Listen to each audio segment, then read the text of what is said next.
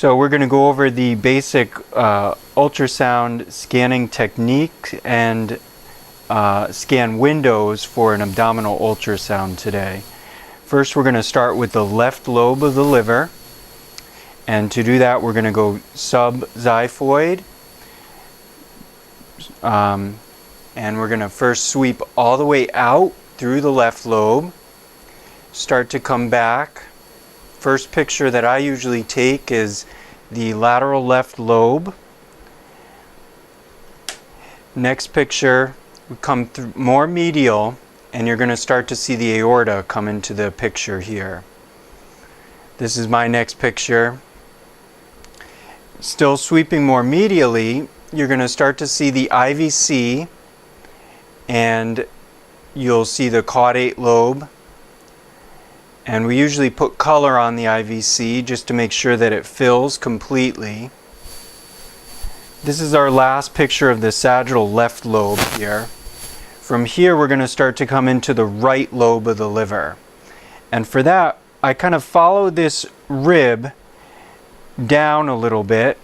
So it's technically, you're slightly obliqued. And what you want to make sure you do is you're pushing in and angling up underneath this rib.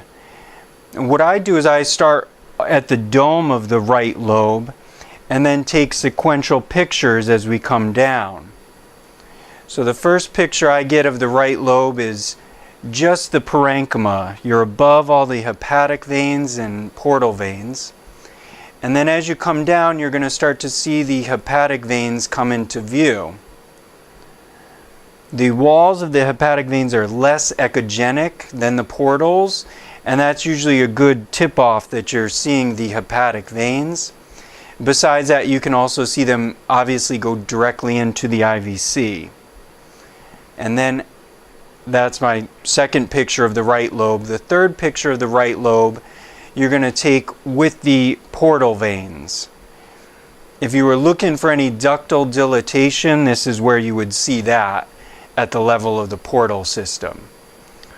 And from there you just sweep all the way out of the liver. So that's the sagittal sweep through the liver. Next we go is transverse, and for that we're going to start again with the left lobe, subxiphoid, and you kind of grab the top of the probe here, and you want to make sure you sweep all the way up through the left lobe till you see the heart. And then as you come down, very similar protocol, you start at the top of the left lobe with the parenchyma. Coming down, you'll see the hepatic veins. And then last, you're going to see the portal veins. And you sweep all the way out of the left lobe here.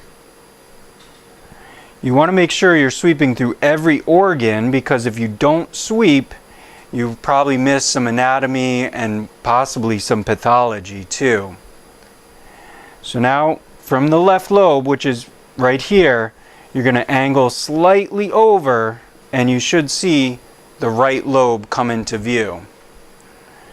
So you angle all the way up through the dome of the right lobe and start to come down. You get the parenchyma. Coming down, you'll see the hepatic veins again, and then you'll also come into the portal. And from here we just sweep all the way out of the liver, and now we're going to go to an intercostal window. So after you finish your transverse sweep subcostal through the right lobe, we're going to move to the intercostal window. And for this window, you're going to want to make sure that your probe is slightly obliqued, because you want to fit in between each one of these rib spaces to get the best view of the liver. And you start again up at the top of the liver, and you sweep through the top rib space here. Next you come down a rib space, sweep through again. As you're doing this, you're still getting those same pictures, one at the dome of the right lobe, one at the hepatic veins, and then as you jump down, you'll get a picture of the main portal vein, and you can also see the main portal from this window split into right anterior and right posterior portal vein. At the last rib space, you should start to see the upper pole of the kidney against the liver surface. From here, you can kind of judge the echogenicity of the liver and the kidney. And then, as you turn coronal, you'll be able to evaluate if there's any liver enlargement. The right kidney and the liver tip should both end at about the same spot. The whole time you're going to want to make sure that you're sweeping through the liver completely, just again to make sure you're not missing any pathology here. Next, we're going to show you how to image the gallbladder, and you can really use two windows depending on which one works best for the particular patient. One of the two windows that I usually use is a subcostal window, and your probe may be slightly obliqued to the patient's body, but essentially what you want to do is open up the gallbladder completely. And so again, you might not be perfectly sagittal to the body to get a sagittal gallbladder. And from here, once you find that elongated gallbladder, you just sweep through. Next, we'll get a transverse image of the gallbladder in this same window. And what you want to do is just look at your probe and kind of think about in your head, if you turn your probe 90 degrees, you should be perfectly set up for a transverse gallbladder. So this is our transverse plane, and if you go back 90 degrees the other way, this should be your sagittal plane here. Another real good window for the gallbladder, especially for bigger patients or gassy patients, is if you come intercostal and you're going to kind of angle up towards the anterior part of the abdomen. Again, you're just going to open up the gallbladder to get its widest portion here. And same thing, once you find that sagittal window, to get a transverse, look at your probe and turn it 90 degrees to that plane. For the gallbladder, we also get decube pictures just to make sure there's no stones trapped in the fundus, in the neck of the gallbladder. So for that, I'm going to have you turn onto your left side away from us. And for this, the gallbladder usually moves a little bit forward. So after you get your supine pictures of the gallbladder, you want to make sure you decube the patient just to make sure there are no stones that are stuck in the neck of the gallbladder. You have the patient turn on their left side away from you, and that usually brings the gallbladder forward here. So we're going to kind of come subcostal here and just kind of sweep through, and you should see the gallbladder very anterior here. And I like to start in a sagittal plane from here. You just want to make sure you sweep through the gallbladder here, and if there are any stones, they should drop into the fundus of the gallbladder from this plane here. This is also good for opening up the neck of the gallbladder to make sure there's no stones that are impacted in the neck of the gallbladder here. Once you get your sagittal sweep, you're going to want to make sure you, again, turn your probe 90 degrees and just sweep through in a transverse plane just to make sure you're not missing anything. You can also see the porta hepatis and the CBD from this decube position as well. For this, you want to elongate the main portal vein, and you'll see it track right up into the liver. And then once you find that, you know that the CBD and the hepatic artery are right next to each other here. So you just kind of keep tweaking the probe until you find, or till you elongate, one of these tubular structures next to the main portal vein. And the easiest way to see if you're on the hepatic artery or the CBD is to just turn on color and see if it lights up. If it lights up, you are on the hepatic artery, and if it doesn't, you know that's the CBD. To image the pancreas, which is what we're going to look at next, you want to come subxiphoid again, and what I would do is come up high and angle down. That way you're using the tip of the left lobe of your liver as your window.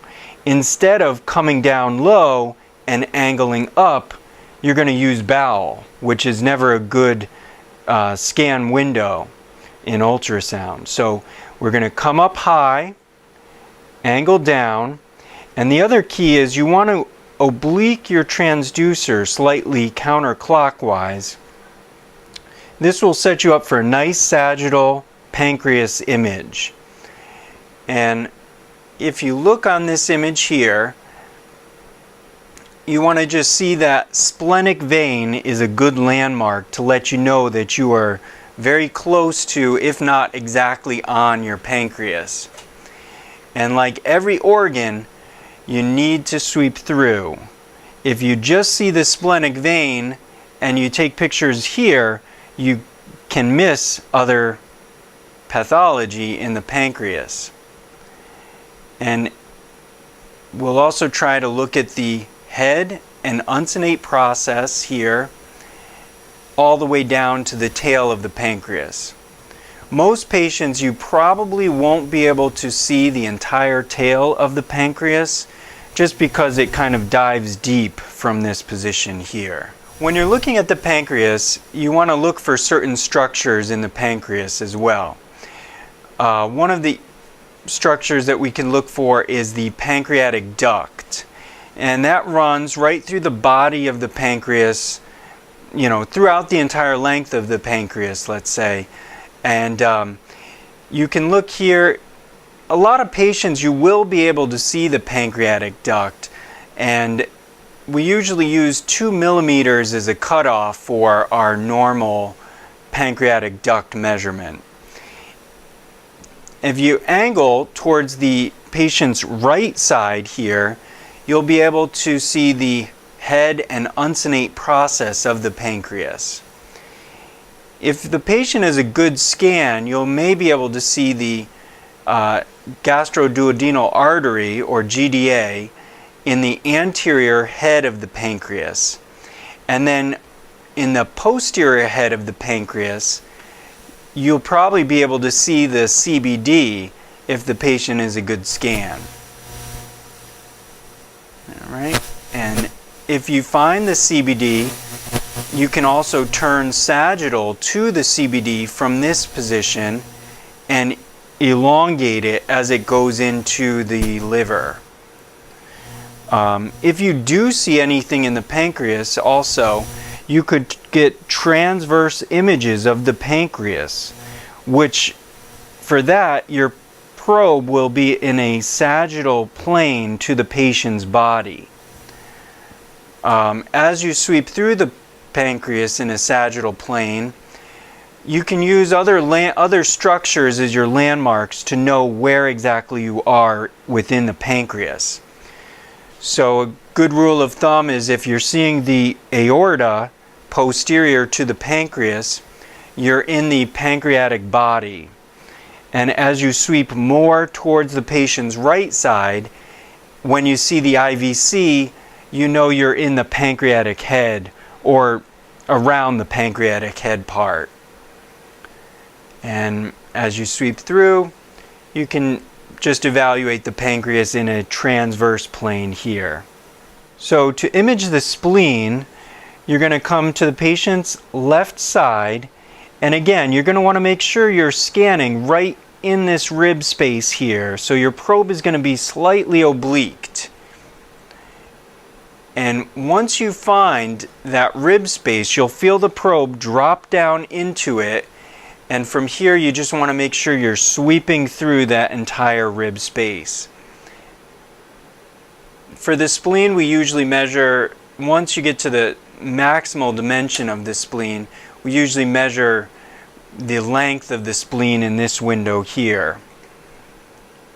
And you sweep through the spleen completely in sagittal. For your transverse images of the spleen, you may see some of those rib shadows in your view. But all you could do is just kind of angle, maybe come a little more anterior or posterior to get around those ribs, and just kind of sweep through as much of the spleen from these different windows as possible until you feel like you've seen the entire spleen. To image the left kidney, we usually have the patient turn up into a right decube, so they're facing you, and you're going to kind of, usually you're going to be below the rib spaces here. And the important thing to remember for the kidneys is the upper pole of the kidney is going to be slightly more posterior. The lower pole is going to be more anterior. So you're going to have this kind of oblique transducer position. And when you get the kidney, you probably will also see the spleen in this window as well. And you just want to make sure again that you're sweeping through the kidney in its entirety, lateral to medial. And then what we usually do from here too is we take transverse images of the left kidney. And the easiest way to find a transverse is, again, just look at your probe and think about how you're going to turn 90 degrees to that sagittal image. And you're going to sweep all the way up to the top and down to the lower pole towards the bottom of the left kidney. For these transverse pictures, you may run into the rib spaces, the ribs a little bit. And what I would do is, if you have to, you can use that intercostal space and just sweep through that if you feel like you're not getting a very good image of the upper pole or lower pole of the kidney. And you'll also see if there's any, you'll also see the spleen from this window again too. Okay, another window we can use to get the porta hepatis and the CBD is this intercostal right window again. This is a good window for if you're going to do any pulse wave Dopplers, because usually the main portal vein sets up at about a 60-degree angle. So you get good color fill, and your pulse Doppler is also, you have an accurate pulse Doppler measurement if you need it. So once you find that main portal vein, which you look for the echogenic walls, you elongate it, and from there you know that the hepatic artery and the CBD are going to be right next to it as well. So once you find the portal, you can kind of just keep tweaking the probe until you elongate the CBD completely. And if you're not sure whether or not you're on the CBD or the hepatic artery, just put the color on. Whichever one does not fill with color is the CBD.